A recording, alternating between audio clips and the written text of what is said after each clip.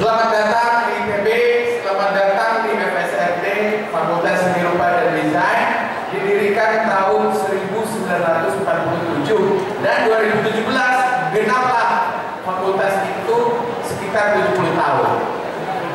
Tertarik nggak? Bagi yang nggak keluar, bagi yang tertarik di sini ya. Oke. Perkenalkan, nama saya Hendy dari program studi Desain Komunikasi Visual, spesialnya Visual Interface. Kali ini saya mau mengajak kalian untuk mengenal seni rupa. Syaratnya jangan diantar-antar orang tua. Karena untuk kreatif kita harus mandiri. Kita harus bisa berdiri di kaki sendiri, bukan di kaki orang tua. Kalau bisa di usia 18 tahun, biaya itu ditanggung sendiri. Berani nggak? Berani nggak? Orang Amerika melakukannya dari tahun 30-an. Usia 18 tahun, dia punya pendapatan sendiri. Kita tertinggal. Oleh karena itu, masuklah seni rupa. Karena ketika tingkat 2, dia sudah bisa menghasilkan uang. Dan sekolahnya baik. Oleh karena itu, pemerintah jadi tertarik. Didirikanlah yang namanya BEKRA, Badan Ekonomi Kreatif, cikal bakalnya dari tahun 47. Sekolah Ekonomi Kreatif pertama itu FSRD. Semua subsektor yang ada di BEKRA itu munculnya dari sekolah seni rupa. Coba kalian tengok, buka BEKRA webnya ya. Jadi begitu. Syaratnya mandiri, kreatif, dan jangan cengeng. Hidup ini keras, kan? Oke? Baik.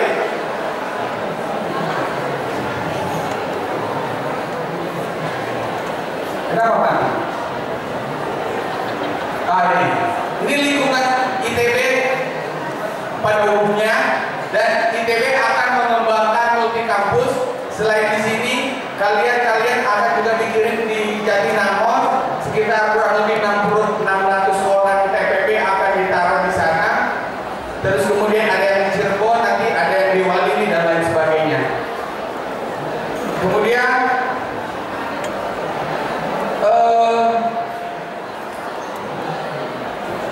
begini, seni rupa itu sampai S3 ada ya.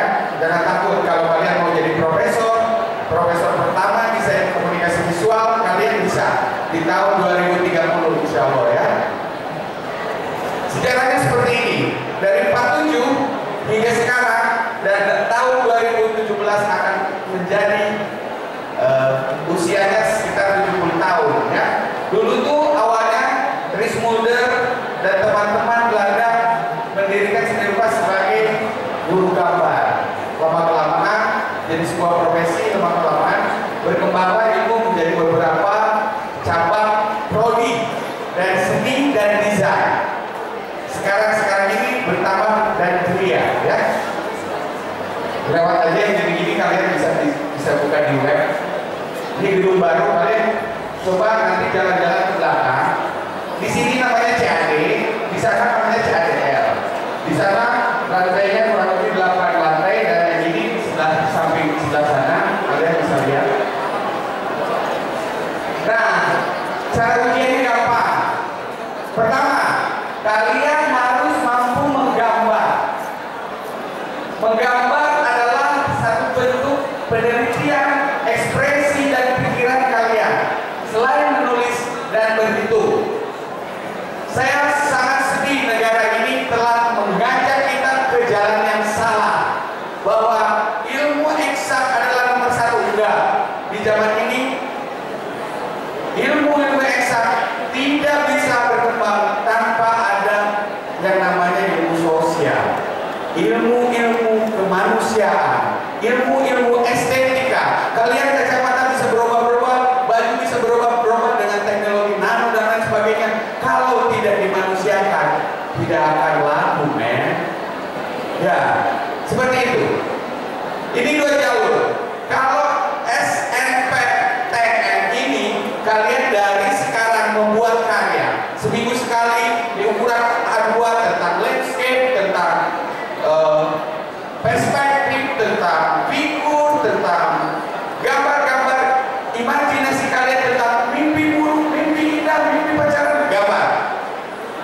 jadikan itu portofolio. Bagaimana kalian mendesain sepeda terbang, ya, kalian gambar, kumpulin, kasih resume bahwa ini penemuannya ketika saya melihat apa, ya, dan itu akan jadi catatan pengukuran penilaian masuk. Tapi syaratnya ada satu syarat, 10 besar di SMA-nya. Gak bisa nggak pinter, jadi harus pinter, ya. Nah, yang SBMPTN ini orang-orang yang bernyali besar. Kenapa bernyali besar? Karena dalam 100 menit dia harus tes gambar di ukuran A2. Di dalam satu kelas 40 kalian harus menghajar 39 orang baru kalian lulus. 1/40 kira-kira. Yang atas kurang lebih 60% ya, bahwa kira-kira 40% masuk ke seni rupa, diterima kurang lebih 250 mahasiswa dari sekian puluh ribu. Dari dulu tuh sekitar 5.000. Sisanya seharusnya seni rupa itu menampung kurang lebih 750 orang, tetapi kapasitas di kampus ini terbatas, gitu ya. Jadi kalian harus bersaing dengan baik. Berikutnya, ini prodinya. Ada seni rupa, kria, desain interior, desain komunikasi visual, desain produk. Ada magister seni dan desain, dan ada program doktor. Program doktor ini program yang memang agak sulit sekolah di seni rupa karena masalah jurnal dengan karya sekarang menjadi perdebatan. Belum selesai-selesai di sana bahwa karya monumental seperti patungnya di Bali apa? GWK, apakah itu sebuah karya yang disamakan dengan jurnal? Itu masih perdebatan. Jadi negara ini belum berpihak pada seniman, negara ini belum berpihak pada desainer, masih berpihak pada saintis, peneliti, gitu ya. Berikutnya, oke. Nah, di ITB itu sangat khas bahwa kalian harus dipijit secara kesehatan dan aktivitas di TPB. Semua fakultas di sini mengharuskan kalian fokus. Saya umumkan dari sekarang, aturan ITB nggak boleh TPB itu melakukan kegiatan di luar kegiatan kuliah seperti menyambut wisuda, ospek, itu nggak boleh. Dulu, nanti tingkat 2 silakan kakaknya ospek. Jadi kalau ada adik-adik nanti masuk di tingkat 1 lalu ikut-ikutan menyambut wisuda, itu terkena sanksi, ya. Jadi TPB ini masa sulit kalian masuknya susah, keluarnya susah, awalnya juga susah. Di sini biasanya berguguran pahlawan-pahlawan yang check-in dan tidak mandiri, karena selalu ingin tergantung pada fasilitas. Harus mandiri. Nilainya keras di sini, IP-nya nggak boleh di bawah 2. Kalau di bawah 2, bye-bye. Ya. Berikutnya, oke, berikutnya lagi ini nggak penting. FSMD, berikutnya TPB, ini karya-karyanya. Karya-karyanya sepertinya gampang, tapi dalam seminggu kalian bisa mulai 2 atau 3 tugas dengan jam kerja kira-kira 8 jam satu tugas. 8 sampai 10 jam kalian mengerjakan tugas. Berikutnya, ini gambar landscape, gambar bentuk kurang lebih yang paling ideal dari tingkat pertama itu seperti ini.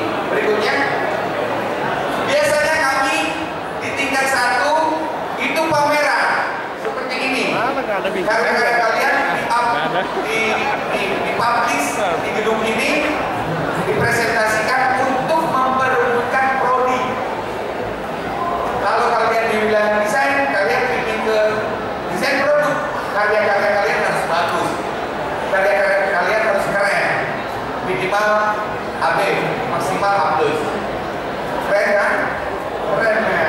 Berikutnya, juga kalian juga tahu aktivitas mahasiswa yang paling besar di Asia Tenggara adalah pasar seni, dan ini sudah menjadi aset ITB sebagai aktivitas kultural yang terbesar secara nasional untuk kegiatan mahasiswa.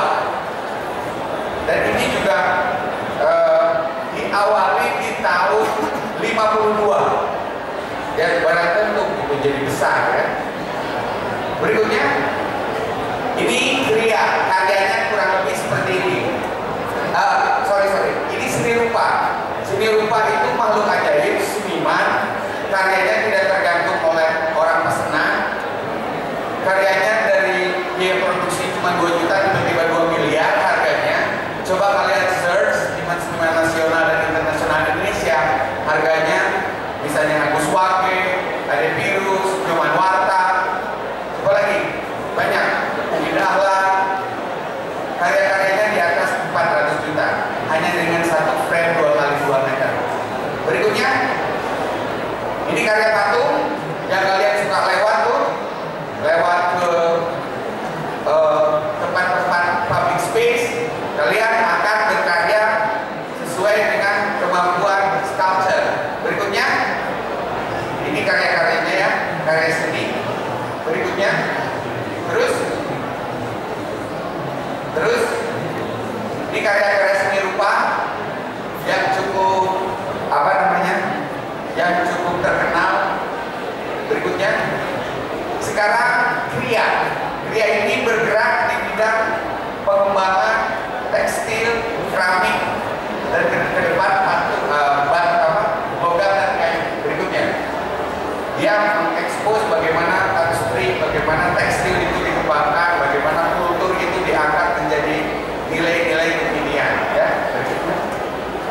Ini karya-karya fashion yang memang juga butuh kerjasama dengan kimia murni, dengan orang biologi, dengan orang teknik kimia dan lain-lain. Berikutnya, ya terus, jadi sekolah di kami itu sekolah sepertinya santai, gitu ya, having fun, berkarya, tahu yang namanya seniman sepertinya nyantai, padahal dia stres sekali untuk berpikir kreatif.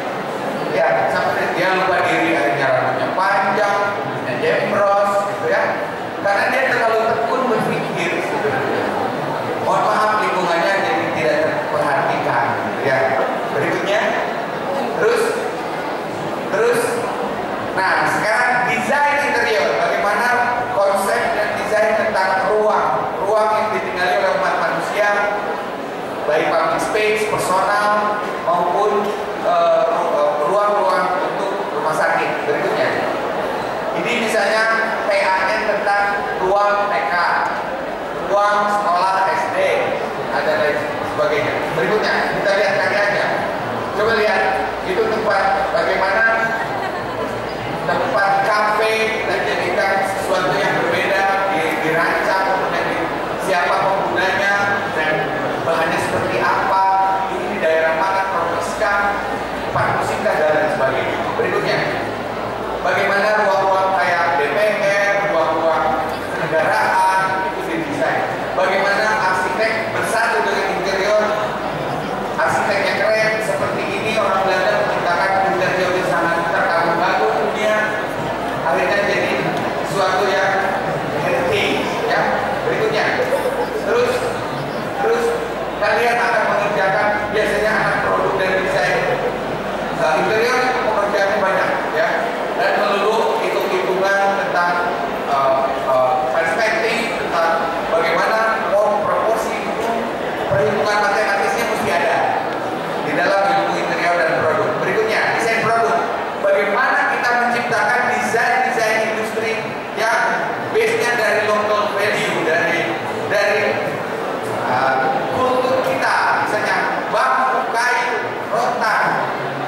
Bagaimana menciptakan budaya duduk baru, bagaimana kita menciptakan produk-produk yang ramah lingkungan dan lain sebagainya. Berikutnya, terus bagaimana public space, kemudian bagaimana estetika tentang lighting space dan lain-lain, ya.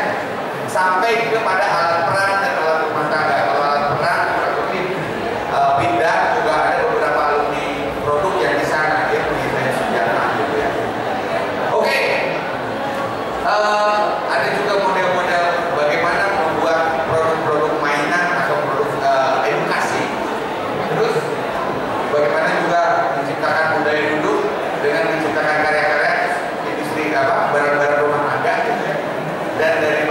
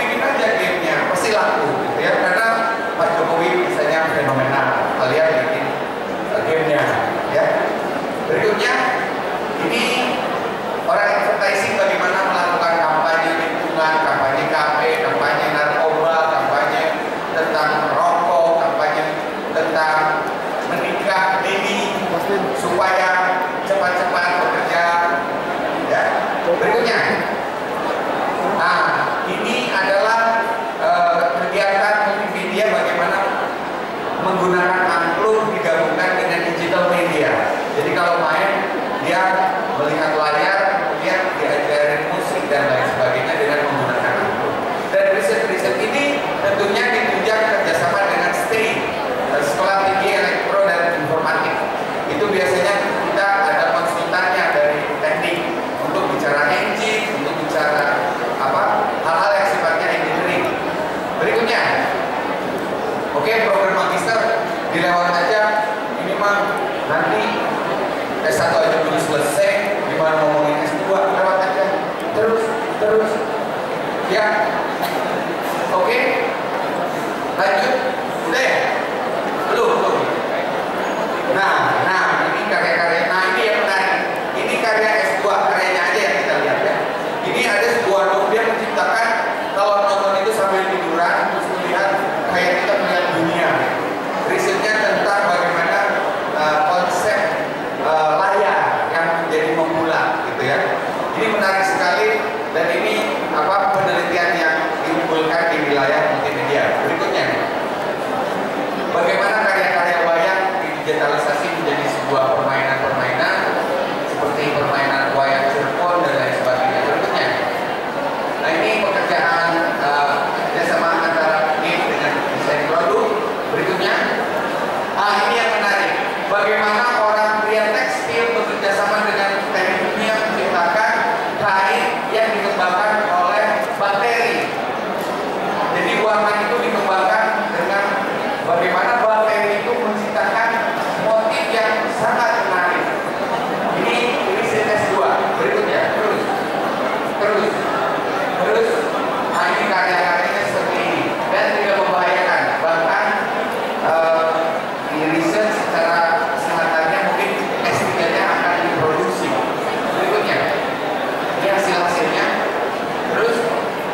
Terus ini contoh kerjasama. Kami juga bekerja sama di seluruh dunia dengan Italia, dengan Belanda, dengan Singapura, dengan Jepang dan lain sebagainya. Coba kita lihat teman-teman mahasiswa ketika workshop di Korea. Terus ini mahasiswa kita yang 3 bulan di sana mengembangkan potensi lokal, kerjasama dengan negara sana, mengembangkan seni dan desain. Terus ya, ini di Korea, dengan Jepang mengembangkan bambu bersama. Terus ini kita lanjut aja yang sempat kita kerjakan bareng-bareng mahasiswa dan dosen di luar negeri. Terus ya, oke. Sekarang kita bicara siapa saja sekarang alumni ITB seni rupa yang bertengger di Indonesia dan mengharumkan nama bangsa. Mari kita lihat. Ini namanya Rita Widardo, seorang dosen senior kami, keturunan Jerman, dan karya-karyanya di seluruh Indonesia hampir menyebar luas, gitu ya. Ahli patung. Berikutnya, ini seorang nyaman warta angkatan 72 dan sekarang dibeli oleh Cina, akan ditarik ke atas, badannya diciptakan di mana di badannya itu dijadikan hotel dan kafe dan restoran. Kalau kalian nanti kembali lihat ada landscape-nya yang sudah jadi berdiri besar, ya. Oke, ini interior Bapak Widardo kalau nggak salah, kita kan desain interior DPR. Berikutnya, ini Adi Purus adalah ahli seniman lukis sekaligus desain grafis, pendiri desain grafis. Beliau karyanya akhir-akhir ini sold out di angka 500 lah, bukan 500.000, harus jadi bro.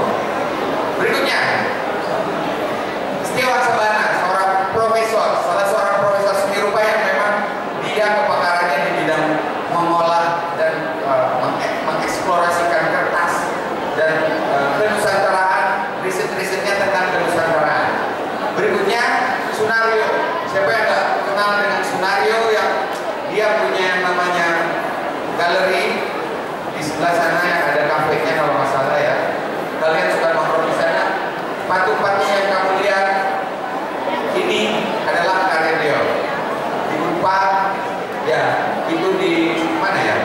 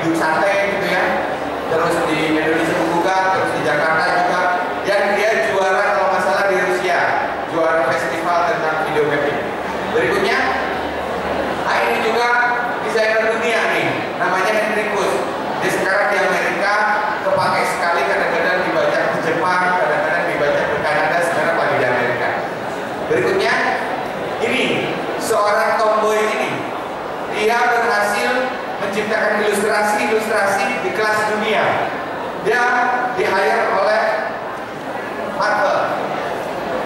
Siapa yang enggak? Dolarnya. Ya, kita di rumah gambar-gambar. Saya dulu dimarahin bapak saya, gambar wae, bukannya belajar. Loh Pak, hari ini saya menyadari bahwa gambar itu belajar. Bapak saya minta maaf akhirnya ketika saya jadi dosen. Maaf ya, dulu saya salah pengertian, kirain menggambar itu iseng. Nah, menggambar itu riset, menggambar itu mengamati, menggambar itu menghafal, menggambar itu mengkoordinasikan syarat-syarat kita, menerawang, merealisasikan kenyataan, mengamati kenyataan dan lain sebagainya. Ya, berikutnya. Siapa yang nggak kenal kalau generasi saya, Pak Raden ini sangat populer. Si Unyil tahun 82, kira-kira kalian belum lahir, kalian masih diperbincangkan oleh malaikat kali ya. Kita sangat senang waktu kecil itu namanya Unyil. Itu multimedia pertama tentang boneka puppet ya. Pak Raden yang sudah meninggal. Ini Nyoman Warta, ini Sunario, ini Bapak Ade Tirus. Beliau ini masih ada. Yang almarhum itu Pak Suyani, Pak Raden ini. Berikutnya, ini dia. Kalau kalian mau jadi selebritis sangat mudah kalau di seni rupa, karena biasanya talent seni rupa itu ada hubungannya dengan musik, ada hubungannya dengan speech, ada hubungannya dengan kemampuan kreatif dalam lingkungan seni. Tukang sulap, penyanyi rock, tukang bodor, ini apa? Komedian, apa? Komik ya, komikus ya. Kalau itu insert apa? Hostnya insert ya, dan lambangnya. Berikutnya. Nah ini sekian sudah alumni kami. Terima kasih. Tidak boleh bertanya ya. Tidak boleh. Tanya aja web ada ask and question di web. Boleh bertanya atau nggak boleh? Oh boleh. Boleh bertanya. Bertanya artinya ingin tahu. Silakan. Wah, silakan. Satu-satu, mangga. Oh dipilih. Ayo paling depan. Ya. Ini yang bilang nih. Kayaknya kalau saya melihat kayaknya orang tua, karena masih muda ya. Silakan. Namanya siapa, dari mana? Nama saya Syakil dari Kota Tangerang Selatan. Untuk pertanyaannya, saya sedikit ini untuk saya kan tadi menggambar ya, gambar dengan manual. Nah, sedangkan saya di SMK 1 di Kota Tangerang Selatan. Terus dari mulai saya masuk SMK yang diajarin itu digital terus, gitu. Nggak pernah yang namanya diajarin manual gitu. Nah mungkin saya sekarang setelah mengetahui kalau kampus ini menerima, saya ingin ke DKV ya, ke DKV dengan cara manual, dimana ada ini nggak apa sedikit inilah cara menggambar yang ini tuh. Oke, ya. Ini namanya tadi Syakil dan Markus ya. Syakil. Oh Syakil, kira Syakil dan Markus. Terima kasih. Assalamualaikum. Waalaikumsalam. Buka YouTube. Bagaimana menggambar dengan baik? Buka YouTube loh. Pertama yang paling mudah. Jangan ke saya. Mahal. Jamnya mahal. YouTube murah. How to drawing with free hand. Keluar tuh semua dari Eropa Timur, Jepang keluar. Atau kamu search free ebook drawing, itu keluar. Mau pakai torrent, mau pakai apa, keluar. Kalau niat kamu benar, gak usah nanya ke saya. Kamu akan punya data lengkap tentang menggambar, dari mulai charcoal, pensil, dan lain sebagainya, pensil warna. Tapi hakikatnya yang namanya drawing digital juga, itu kan menggambar juga, cuman kan meganya begini, bukan begini gitu loh. Tapi mulai sekarang namanya digital, sense-nya nggak akan bisa nyamain drawing awal. Makanya ini manual ini penting. Ya, karena toreman di screen itu tergantung di harga berapa yang kamu punya tablet. Bambunya harganya mahal nggak? Kalau nggak mahal ya ada bodoh gitu gambarnya ya. Tapi kalau bambu dan lain sebagainya, Wacom itu lumayan, yang 4,5 juta itu bagus kayak pensil. Cara belajar Om Google sama paman YouTube ya, ingat itu. Semua orang pintar di dunia ini mulai begitu. Mau anak kecil, mau orang tua, mau dewasa, mau nenek-nenek, lihat itu. Semua orang terbuka ilmunya. Sekarang tinggal di wilayah nyata kita bersaingnya seperti apa. Gak usah sekolah sebenarnya. Kalian buka YouTube tiap hari, tapi jangan yang lain-lain. Tapi untuk belajar pasti pintar, saya yakin itu. Tapi mamamu gak rindu kalau kamu gak ada ijazah toh. Sekolahlah dengan baik, karena investasi di sana besar. Ada lagi pertanyaan? Yang depan dulu, sini. Mau naik manggung? Oh enggak.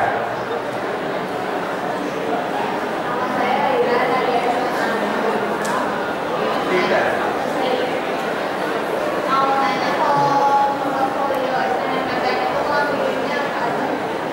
Ya, gitu aja. Baik. Portofolio. Namanya portofolio itu adalah track record kita berkarya. Dilampirin biasanya digital. Sementara dikirim fraud itu ke panitia. Nanti ada yang namanya proses verifikasi. Hati-hati kalau kalian ngegambarkan disuruh menyuruh orang lain, itu ketahuan loh. Jadi saya kasih bocoran, boleh nggak? Bayar $2.000. Bocoran ini, kalian akan diverifikasi. Gambar yang telah dibuat, coba kalian gambar lagi dengan melihat. Hanya 4 menit menarik garis, mungkin 5 garis akan ketahuan. Karena yang memeriksanya tuh ahli gambar. Jadi kalau kamu mau menggunakan jalur foto harus jujur, dan kalau bisa waktunya biasakan lebih cepat. Jangan gambar uji dulu, gambar update dulu, jangan. Gambar serius, belajar manajemen waktu. Karena di sini rupa itu masalah deadline itu tinggi, ya. Belum selesai tugas ini, sudah nanya tugas ini. Di belakang tugas ini muncul. Jadi harus di-manage pekerjaan kita walaupun kelihatannya hobi. Biasanya 8 jam, kalau kalian udah intens, kalian akan bisa memanage sendiri. Ya, asal kalian jangan ketukar antara minum kopi dengan air cat air. Saya pernah ketukar itu karena saking seriusnya gitu ya. Oke, cukup ya. Jadi portofolio kalian buat, kalau bisa rutin tiap minggu ya, gambar itu. Kalau bisa kalian buka web. Kalau nature kamu mau ke interior, banyakin. Yang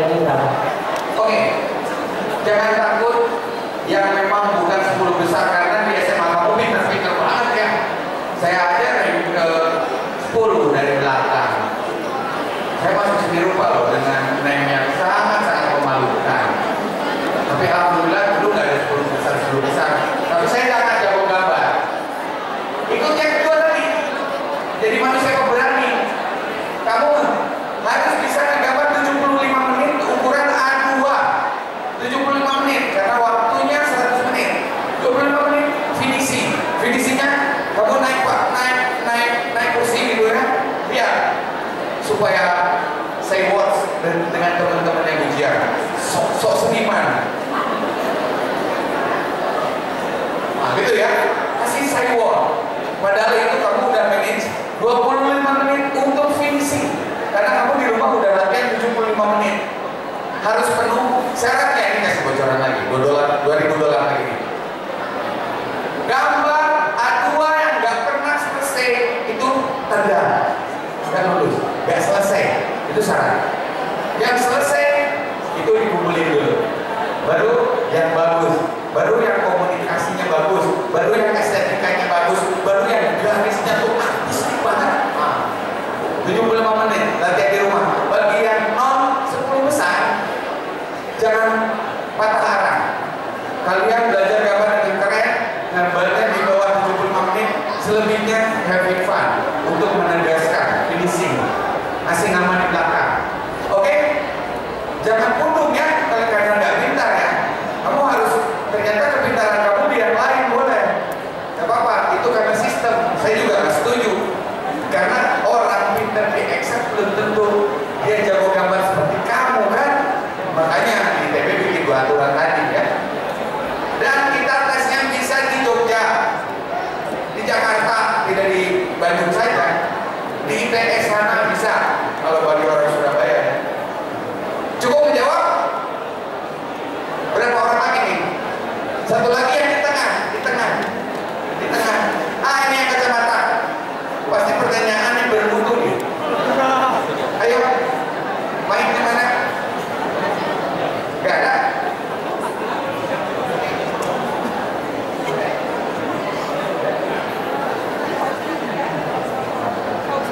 Sok silakan.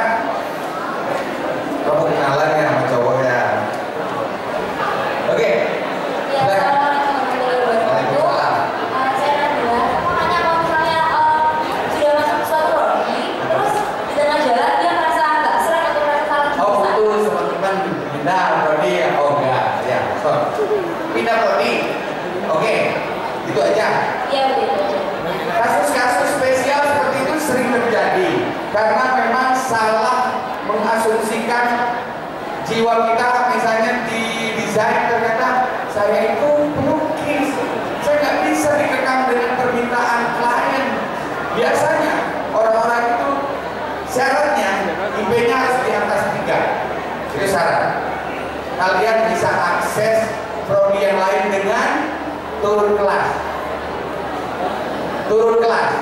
Jadi dengan adik kelas kamu nanti di seninya, kalau kalian pindah di seni. Jadi angkatan 2018 itu konsekuensi.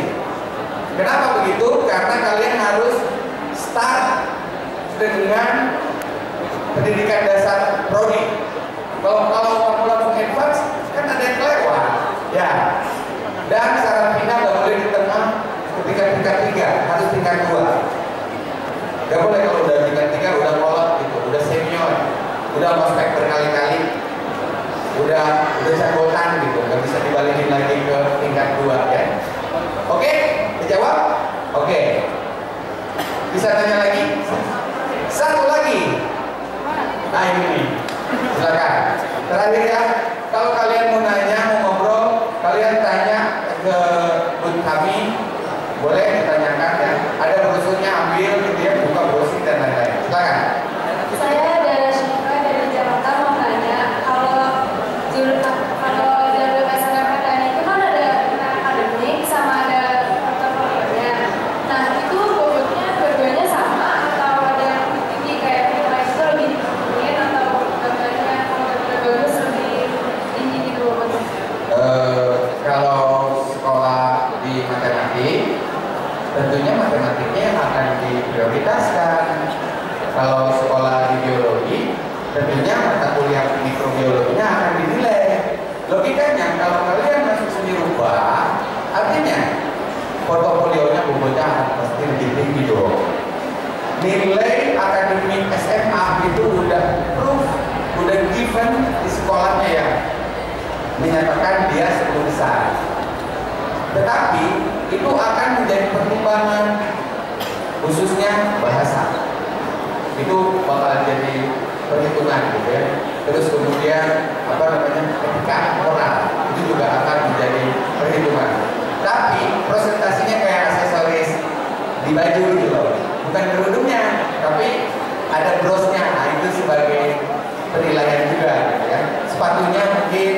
matematik, tapi tubuhnya ini ya portofolio itu gitu ya. Oke, paham? Sip. Biasakan kalau yang jalur 1 mulai sekarang ritualnya ikat kepala, Bismillahirrahmanirrahim, Om Santi Santi Om, Haleluya, gambar. Gambar. Itu ritual kamu yang mau masuk seni rupa, itu lebih dari sekedar menggambar. Itu ibaratnya kamu mengenal diri kamu. Tangan ini nanti dihisap, mata ini nanti dihisap, pikiran nanti kita dihisap. Kalau kemampuan itu kamu biarkan, kamu akan dihisap. Kok harusnya kamu bisa memintakan orang, kok kamu harus bisa menyelesaikan solusi lewat gambar kamu, kok kamu biarkan.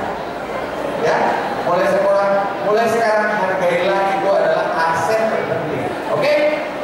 Semangat. Tepuk tangan untuk kalian. Selesai. Assalamualaikum.